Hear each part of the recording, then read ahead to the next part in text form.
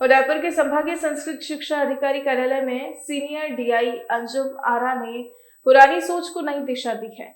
उन्होंने आरपीएससी परीक्षा देकर संस्कृत विषय के असिस्टेंट प्रोफेसर की सूची में 21वां स्थान हासिल किया है। संस्कृत में पीएचडी कर अंजुम आरा राजस्थान की पहली मुस्लिम प्रोफेसर बनी है। मजहब नहीं सिखाता आपस में बैर रखना। राजस्थान के उदयपुर की रहने वाली अंजुम आरा ने इस बात को सच साबित किया है। उदयपुर के संभागीय संस्कृत शिक्षा अधिकारी कार्यालय में सीनियर डीआई अंजुम आरा ने पुरानी सोच को नई दिशा दी है।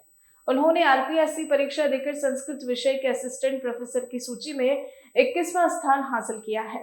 संस्कृत में पीएचडी कर अंजुम आरा राजस्थान की पहली मुस्लिम प्रोफेसर बनी है।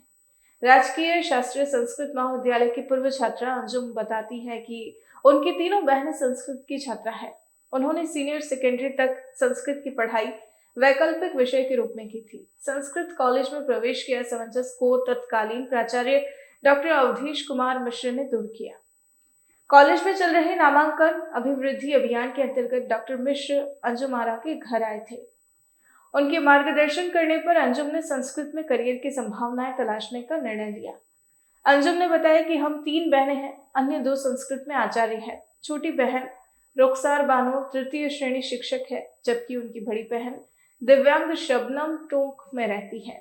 शबनम भी संस्कृत से आचार्य है। उन्होंने कहा कि उनके पिता और परिवार के सदस्यों का पूरा सहयोग मिला तभी वो यह मुकाम हासिल कर सकी है। अंजुम आरा ने बताया कि उन्हें किसी तरह की कोई परेशानी नहीं आई। रामायण में पीएचडी करने के विषय पर उन्होंने कहा कि पीएचडी के दौरान मैंने पूरी रामायण पढ़ी, इसके अलावा मैंने कुरान को भी पूरा पढ़ा है, इसमें लिखी सही बातों को अपनाया है। हालांकि अंजुम ने यह भी कहा कि यह एक सामान्य बात है, उनके द्वारा ऐसा कोई विशेष कार्य नहीं किया गया है। और जो मेरे गुरुजन हैं अवधेश जी सर, चावला जी सर और इंद्र नारायण झा सर, इन तीनों का आशीर्वाद रहा और स्नेह रहा कि मैं इस पर और ज़्यादा मुझे इंटरेस्ट बढ़ता गया। शुरुआत में थोड़ा डर लगा, लेकिन इन लोगों ने काफ़ी सहयोग किया और इतना अच्छा पढ़ाया कि मेरा इंटरेस्ट दुगना हो गया। और मैं निरंतर फिर इसमें मैंने आचार्य किया है, व्याकरण आचार्य, साहित्य आचार्य सब किया।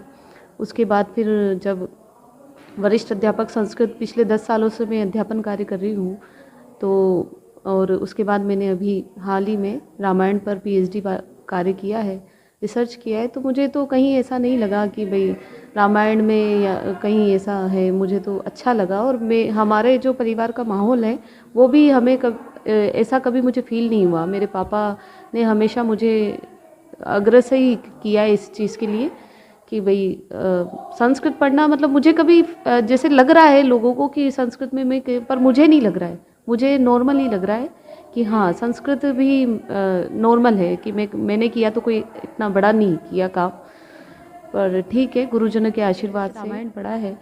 तो वहाँ पर मुझे कुछ भी गलत ऐसा नहीं लगा कि भाई उसके वजह से उसको नहीं पढ़ना चाहिए। और मैंने तो कुरान भी पढ़ा हुआ है, तो मेरे लिए तो दोनों ही अच्छी बातें सिखाने वाले पवित्र ग्रंथ के रूप में हैं। और इसी तरह से आगे बढ़ते हुए और गुरुजनों के आशीर्वाद से मैं यहाँ तक पहुँची हूँ।